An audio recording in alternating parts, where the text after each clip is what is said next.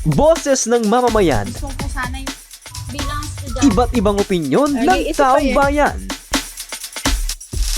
Ang gusto ko talagang Ating alamin sa Kalye Survey.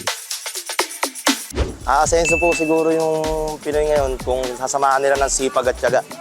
At saka huwag silang naniniwala sa mga prutas-prutas kasi tindera lang sinuswerte ron.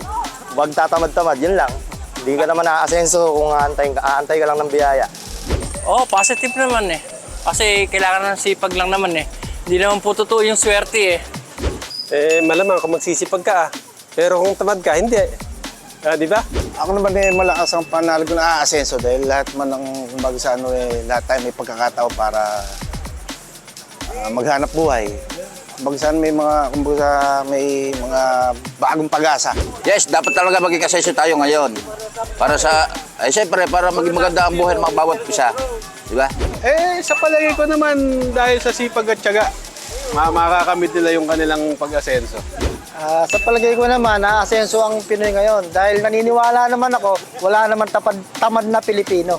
Dahil kung hindi ka magsusumikap, hindi ka uunlad. So siguro sa pag-asenso, minsan may part yung tao, may part yung gobyerno. So siguro kung paano magkukunay yan. Kung paano yung information dissemination ng government is may papababa hanggang sa grassroots ng tao, di ba? Kasi minsan kulang sa kaalaman ng tao dahil hindi rin naman nagagawa ng gobyerno yung tama para dun sa kaunlaran na gusto, kung may nais man, mangyari at maganap. Boses ng mamamayan, Gusto ko sana yung bilang estudyante. iba't ibang opinyon ng taong bayan.